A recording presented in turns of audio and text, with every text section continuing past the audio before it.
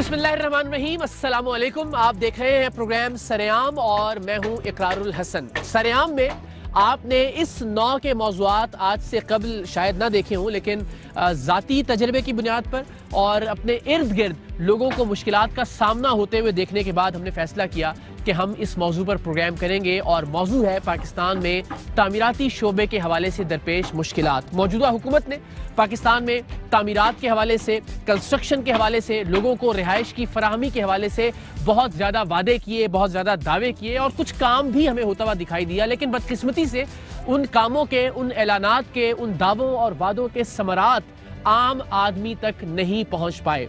दो बुनियादी वजूहात हैं। एक तो ज़ाहिर हुकूमत ने बैंकों को इस बात पर मजबूर किया कि बैंक ज़्यादा से ज़्यादा कर्जा जात फराहम करें उन तमाम लोगों को जो नया घर खरीदना चाहते हैं या नया घर बनाना चाहते हैं। जिस रेट पर, जिस शरह सूद पर वो कर्जा जात फराहम किए गए, ज़ाहिर है हर एक शख्स ने हर महीने का बजट निकालने के बाद वो कर्जा अप्लाई किया, लेकिन बदकिस्मती से वो शरह सूद वहाँ पर ना रोकी जा सकी और मुसलसल बढ़ती रही। और हाल ये है कि वो शख्स जिसने मिसाल के तौर पर 100 रुपए का बजट मुख्तस किया था अपनी हर महीने की बैंक की किस्त देने के लिए, वो आज शायद 150 रुपया बैंक की किस्त देने पर मजबूर है शरह सूद में इजाफे की वजह से। और दूसरी मुश्किल ये दरपेश हुई कि जिस भी शख्स ने घर की तामीर के लिए जो बजट मुख्तस किया था वो कंस्ट्रक्शन मटीरियल की कॉस्ट बढ़ने से 2 गुना हो गया। मिसाल के तौर पर अगर किसी ने 10 लाख रुपए घर की तामीर के लिए मुख्तस किए थे तो अब शायद वो घर 20 लाख रुपए में भी नहीं बन रहा है। हम आपको आज मुख्तलिफ शोबाजात से ताल्लुक़ रखने वाले अफराद से, कारोबारी हजरात से मिलवाएंगे, कंस्ट्रक्शन से मुतल्लिक़ माहिरीन से मिलवाएंगे और जानेंगे कि हुकूमती पॉलिसियों के समरात एक आम आदमी तक, एक लोअर मिडिल क्लास से ताल्लुक़ रखने वाले शख्स तक, ख़ानदान तक या एक गरीब ख़ानदान तक क्यों नहीं पहुँच पाए। हमारे साथ रहिए, जानिए कि हुकूमत के ऐलानात और ऑन ग्राउंड रियलिटीज़ में क्या फ़र्क है। और कोशिश ये है कि इस प्रोग्राम की तवस्सुत से हम ऐवान बाला में मौजूद, हम ऐवान हाय इक़्तिदार में मौजूद अफराद तक ये मुश्किलात, ये प्रॉब्लम्स, ये इशूज़ पहुँचा सकें जिन पर हमें हुकूमत की जानिब से फ़िलहाल कोई काम होता हुआ दिखाई नहीं दे रहा।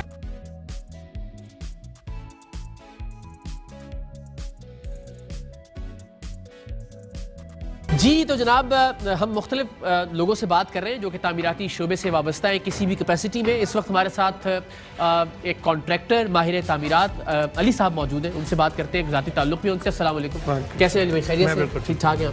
अच्छा, मुझे ज़रा ये बताइएगा कि आप वो शख्सियत ने जिसने पहली बार मुझे ज़रा ये अलार्म किया कि इस पर काम करने की ज़रूरत है, कंस्ट्रक्शन कॉस्ट बहुत बढ़ रही है, हुकूमत के दावे वादे लग भी रहा है, चले वो कोशिश भी कर रहे हैं, मगर वो कोशिश नाकाम हो जाएंगी अगर अल्टीमेटली कंस्ट्रक्शन कॉस्ट की आपकी बढ़ गई।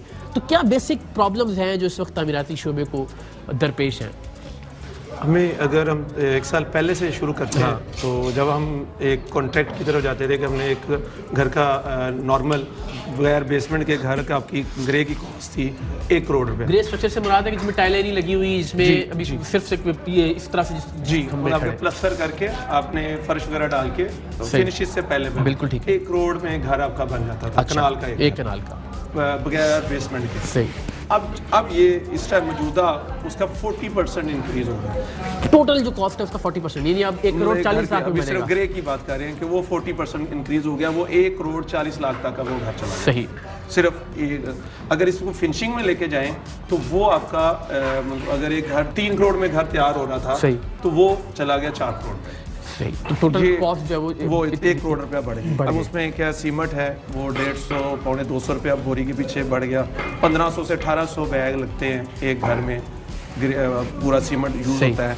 अच्छा, इसी तरह आपका जो सरिया है, सरिया जो है हमें मिल रहा था 110 मतलब 100 की रेंज में मिल रहा था। सही है, 110-20 तक ऐसे। हम एक साल पहले जी 1 साल पहले अब जो है 190 से लेकर, और अगर हम 1 साल 100 गुना बढ़ गई कीमतें। जी ऐसे ही 2018 या 19 से अगर आप तकाबुल करना शुरू करें ऐसे ही है। अब उससे आपका कि आपने अगर 1 साल पहले कॉन्ट्रैक्ट जो किया था आपका साल या 8 महीने लगने हैं तो वो सारी चीजें ऊपर चली गई। बिल्कुल सही। अब जो जिसका बजट 1 करोड़ था वो भी प्रॉब्लम में आया। किसी भी बर्डन तो आएगा, या तो कॉन्ट्रैक्टर पे आएगा या जो घर बना रहा है बेचारा उस पे आएगा। अल्टीमेटली बर्डन तो कहीं ना कहीं शिफ्ट होगा वो। जी ऐसे ही है। तो ये अब तो हम बात करेंगे 1 कनाल वालों की, चले वो फिर भी शायद बेचारे कहीं ना कहीं 2 कनाल वाले अफोर्ड कर सकते हैं। 5 मरले 10 मरले वाले 5 मरले में क्या हुआ है कि हमने पीछे एक प्रोजेक्ट के लिए शिवपुर एक प्रोजेक्ट कर रहे हैं। उस प्रोजेक्ट पे हमारा एक बजट था, हमने तय किया था कि वो हम लो कॉस्टिंग के लिए कर रहे थे। वो प्रोजेक्ट हमें रोकना पड़ गया हम वो प्रोजेक्ट स्टॉप कर दिया है। हमने वो उसमें, क्योंकि हमारे पास मार्जिन जो था बड़ा मुनासिब सा मार्जिन था, उससे डबल टाइम